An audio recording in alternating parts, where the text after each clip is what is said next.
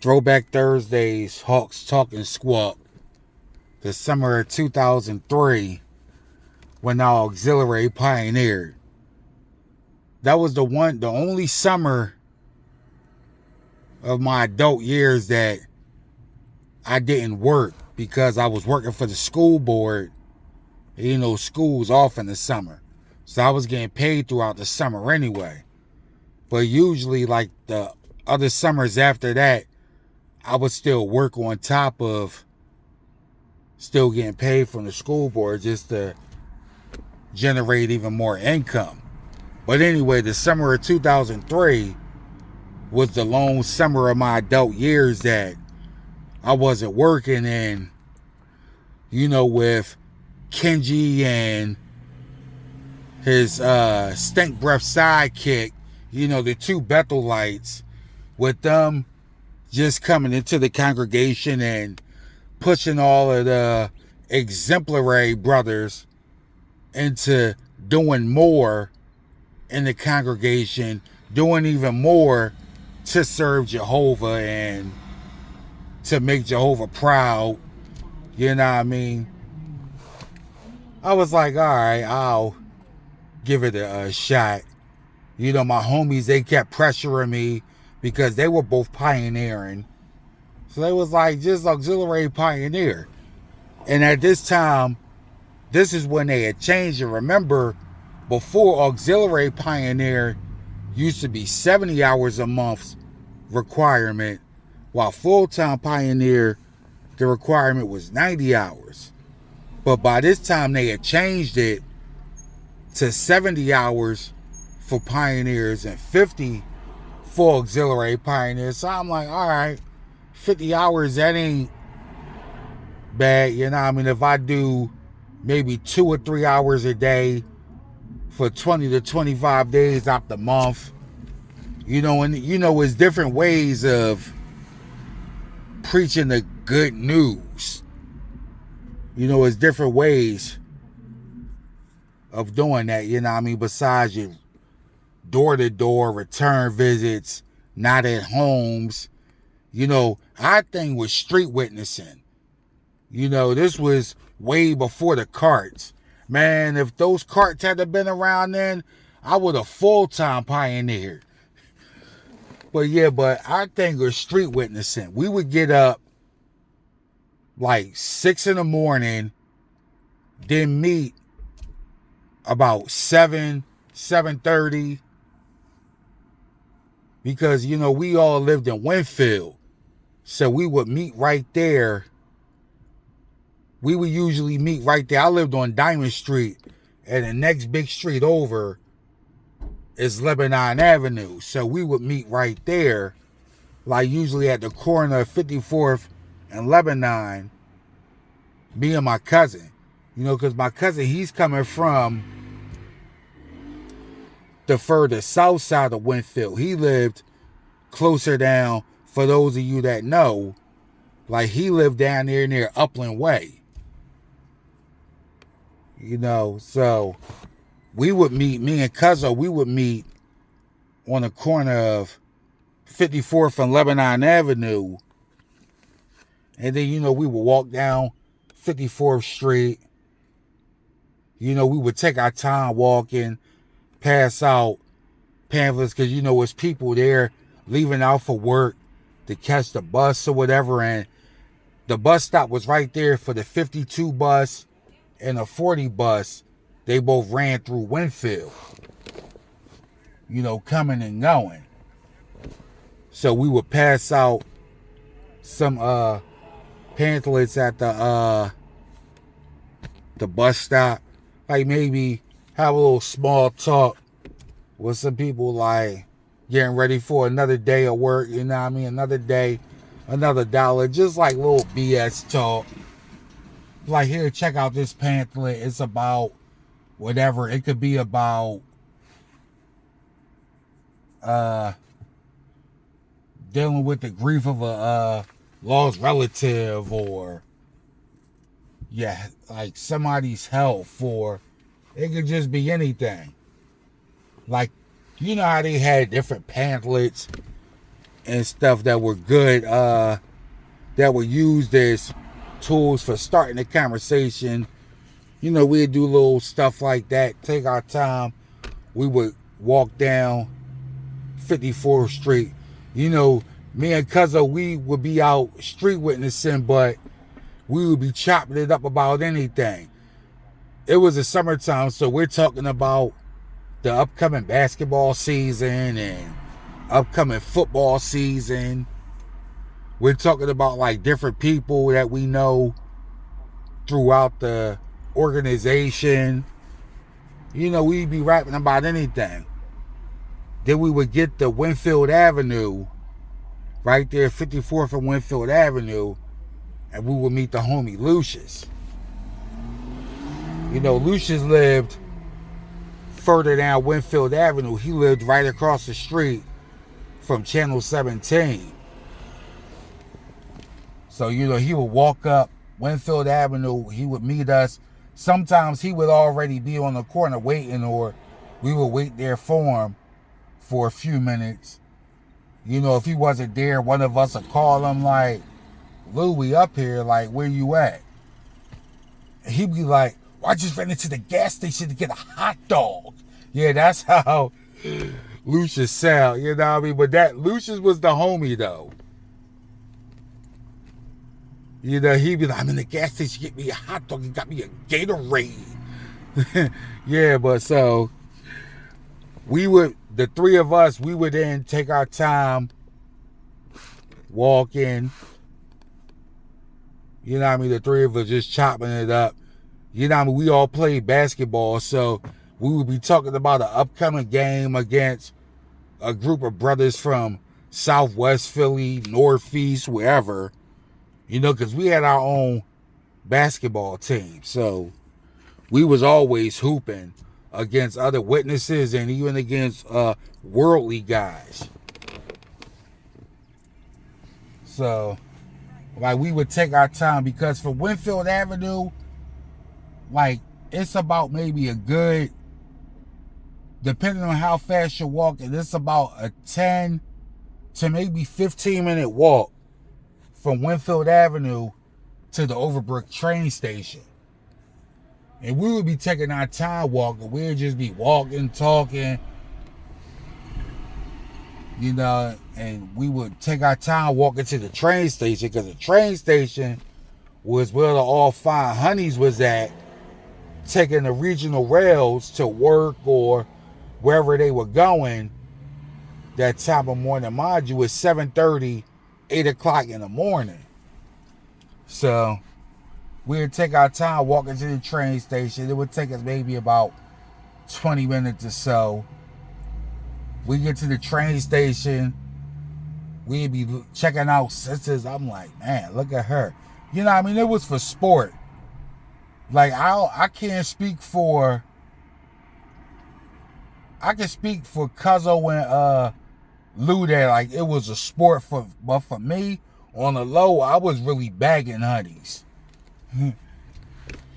You know, I go chopping it up, like, and I would never, my presentation was always smooth. I would never present a pamphlet talking about something unpleasant like death or sickness or grief or anything like that.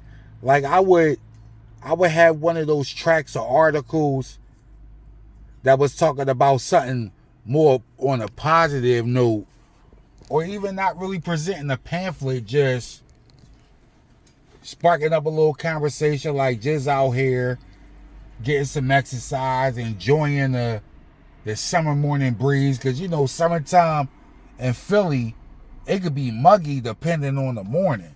But those mornings where it would be real humid, we wouldn't go street walking. We would get in our car and drive to the train station or somewhere where we could post up. But anyway, usually it was nice that time in the morning. You know, I always had my little wet towel for when I started sweating. I always had a couple of ice cold waters. You know what I mean? And a little thing of fruit, so I was cool. But yeah, I would spark up conversations. try to gauge their interest, present a little pamphlet talking about happiness or something like that on a more positive tip. Try to ease in getting their phone number without being obvious. Sometimes I would have my number written down on a track, and that led to quite a few encounters with some fine honeys. I ain't even gonna hold you. I milked the hell out of that street witnessing. You know what I mean? And got those 50 hours like that. I auxiliary pioneered June, July, and August of 2003. I think the first month, I banged out like 76 hours that first month, which was June, because it started getting like hot. But mind you, in the mornings in June in Philly, that time anyway, it was nice in the mornings. School got out like the middle of June, but I was putting in hours even before that. Like on the weekends when we would do like an hour or so at door to door, then do return visits for like 2 hours. But throughout those 2 hours, I might have got out the car twice just to accompany somebody on their return visit, praying that the person wasn't home. And any return visits I had, it was a couple return visits I had. I knew their schedule because I didn't come in contact with them through Saturday door to door. It was like during the week. And I knew that they worked on the weekends. So when we would do returns on the weekends, I would always go by knowing that person wasn't there. But that first month I got like 70. Matter of fact, it was July of 2003. I got 76 hours. The first month I got 55 hours because that was June, because I was still working that first half of the month. It was July I got 76 hours, and then August, it was like August of 2003 was a hot ass month compared. Don't get me wrong, that July was hot too, but I just remember that August, the heat was off the charts. Which was, we didn't got used to that heat over the past few years, but back in 2003, it was like, 2000, that August, I got 63 hours. And majority of that, a good 70 to damn near 80% of that time came from street witnessing. Taking our time, walking to the train station and back. Because we counted that time going to the train station and coming back from the train station. And we would do street witnessing until about 9:30. Then we would go meet with the field service group. Maybe go out and do a little door-to-door. I'd be like, man, I'm tired from walking, so I'm just going to do return visits. But that was a fun little experience from a J-Dub standpoint, auxiliary pioneering. Then they had the little luncheon for the pioneers. And it was funny because I was only in auxiliary, but they was treating me like I was full-time pioneering that summer.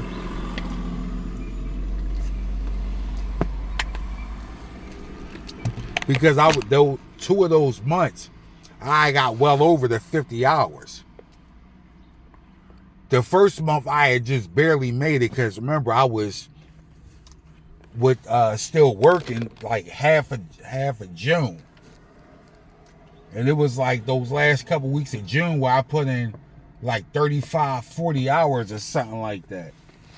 But it was fun. I got some numbers doing street witnessing. Let me tell you. Again, it would be sometimes where it would just be me and Cuzzo doing street witnessing because Lucius didn't always feel like getting up there early in the morning. He'd be like, I think I'm just going to chill. I was talking to my young Joan all night. Yeah. But yeah. And then Nat Raj, he was also auxiliary pioneer in that summer, but he didn't live in Winfield. He lived in Overbrook Park. And I think it might have been 1 or 2 times where he met us at the train station. But that was a little ways for him. I think he had talked his brother, Joey, into it too. Because he had pioneered at one point too. So I think it might have been one morning where I think they might have, matter of fact, they didn't walk. They had parked somewhere and walked a couple blocks to the train station and meet us. But yeah, we was on our street witnessing tip that summer. That was the only summer auxiliary pioneered. I just remember they had the luncheon for us, and I'll tell you this, when you're auxiliary pioneer, whatever, it's like, it's a different kind of respect you get from the friends in the congregation. This seems like, it's like the more you're doing, the more they respect you. You know, the elders, they get the top tier worship. Ministerial service, they get their share of respect too. But if you're just a baptized brother, you have to be exemplary, you know what I mean, have responsibilities in the congregation like me. And this was the time where I was working behind the literature counter with my cousin. So it was like that. That was really, from a J-Dub standpoint, a real productive summer for me, auxiliary pioneering. My 1-year anniversary of being a baptized publisher. Matter of fact, I gave my first number 4 talk that summer too, that August. So yeah, auxiliary pioneering was fun. I never did letter writing or anything like that. Like I said, my thing was street witnessing, return visits, and riding around with the field service overseer. You know what I mean? We would be talking. It all depend on who the field service overseer was for that day. Now, during that summer when I was pioneering, it was always our book study overseer, my homie Clayton. And you know, sometimes if it was like a whole lot of friends out in the territory, he wouldn't need to knock on no doors. It would just ride around in the car. But that was rarely though, because Clayton loved hitting those doors and those pavements. Then it was the older brothers, you know what I mean, like brother Judge. He was our book study overseer before they changed groups and all that. But he would just ride around because he walked with a cane. So like he had suffered like an injury or something in a war and always used a cane. But a lot of times he would just ride around in the car, and I would be in the car with him. Like we'd just be chopping it up about whatever. You know what I mean? And this guy, I'm going to do a whole video on this guy, because this guy was a character. I mean, we always got along great, but because of Kenji, he did start acting funny towards me towards the end of my first term at West Park. But that's a story for another video. But I would ride around with him, and then a lot of times after service, he would take the group out for pizza or, you know, ice cream, water ice, or whatever. It was the summertime, so, you know, ice cream and water ice is the thing. Water ice, especially here in Philly. Let me tell you. But that summer auxiliary pioneering was fun. You know, but after that, I said I wouldn't do it again. And a couple of the honeys I met during street witnessing, We hung out a couple times. I took her to a couple of Sixer games. We lost touch over time, though. She had started seeing somebody else. We weren't together like that. It was just, we were just friends with benefits, whatever you wanted to call it. But auxiliary pioneering was fun. My cousin, he continued full-time pioneering over the next couple years. Lucius, he only auxiliary pioneered that summer. Dad Raj, he auxiliary pioneered over the next couple years. He wouldn't commit to full-time pioneer because he worked part-time with his pop scamming or doing whatever James Hearns was doing. My dad wasn't a scammer. He was an entrepreneur. You just mad because your dad's not a witness and he's going to get destroyed at Armageddon. Yeah, that's that, Raj, folks. I know I'm exaggerating his voice a little bit, but he did sound like Iago, the bird off of Aladdin. You're just a fat hater.